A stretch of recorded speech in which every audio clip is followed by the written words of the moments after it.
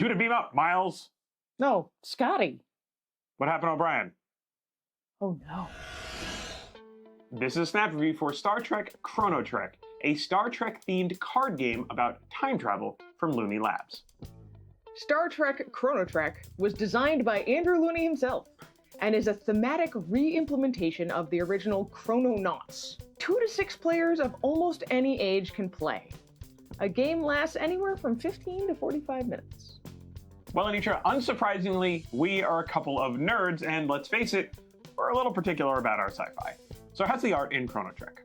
The graphic design looks a lot like those late 80s concepts for what 24th century computers would look like. But what art there is in the characters was done by Kevin Hill. And they look pretty much like their characters, if stylized, so I'm gonna say he did a pretty good job. The icons are easy to understand, and there aren't a lot of different ones to try to keep straight. But one thing that's not easy to keep straight in Chrono-Trek is the timeline. So Anitra, what on earth is going on here? Let's talk mechanics. Chrono-Trek works almost exactly like the original Chrononauts, so if you understand how one of these games works, you understand them all. Chrono-Trek starts with the timeline. This is pretty much the way everything is supposed to be. But every single one of these cards has an alternate event on the back, and you're going to need to trigger some of these events to win the game. So how does that work? Each player starts with an identity card that they keep secret. These cards have some number of requirements on them. Usually it's 3 things. They also have pips up here in the corner that represent their difficulty. Some of these identities have really specific goals, like playing fracture cards or manipulating a temporal anomaly. On your turn, you draw a card, and then you either draw another card or you play a card from your hand. These cards could be all sorts of things. Green artifact cards are played just like a keeper influx. You put it down in front of you when you play it. That object is now yours. Yellow inverter cards flip a linchpin card in the timeline. When you flip over a linchpin, look at the bottom half for ripple points. Flip these two. Blue action cards have all sorts of different effects. Purple power actions are just that. They're stronger actions. They're obviously less common. Black event cards are mandatory play cards. If you draw one of these, play it, and then draw another card again. These light green assignment cards can be simply discarded to draw 2 cards, but if you can discard the artifacts they require, you can get many more cards from the deck. Finally, maroon fracture cards completely break the timeline. They fracture. Playing a fracture actually overrides a specific ripple point and completely changes the timeline in that specific spot. There's other fallout effects from fractures too. If you need an event for your identity and it happens after the fracture event, you actually cannot win the game. You've got to get rid of the fracture. As if that wasn't enough, there's also a temporal anomaly working its way backwards through time from the end of the timeline to the beginning. Mostly it's the event cards that move this along. Play circles the table until one player has all of the requirements fulfilled on their identity card. If any player has fulfilled their requirements on their turn, they win the game immediately.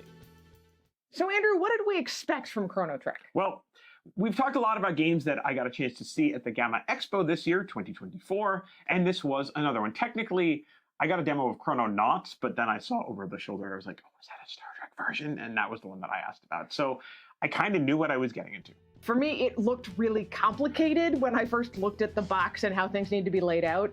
I saw that you'd have to lay out a whole bunch of cards. It's like 36 of them in the timeline.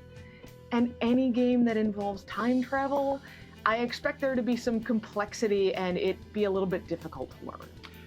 So what surprised you about it? Once I figured out what this layout meant, I actually thought Chrono-Trek was really easy to understand.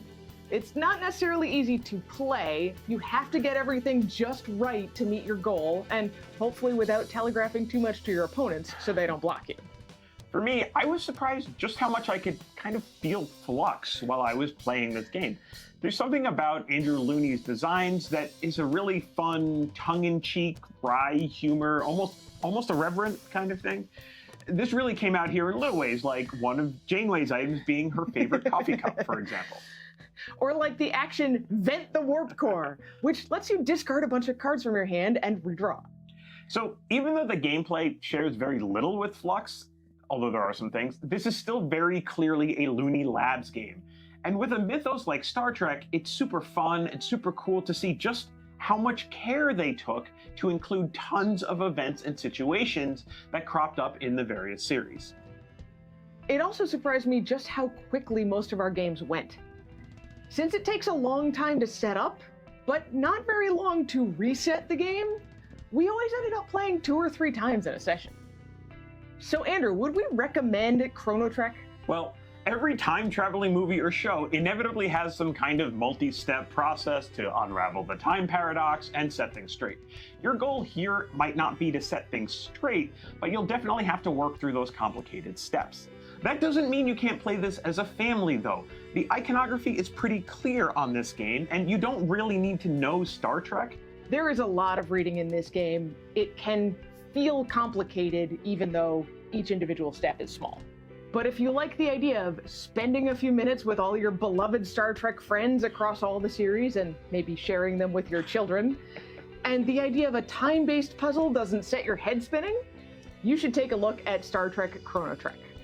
We're going to give it 3.5 starships out of 5. And that's Chrono-Trek in a snap.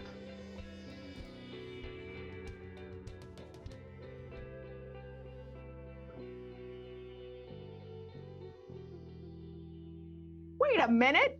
This is a Star Trek review, not Star Wars!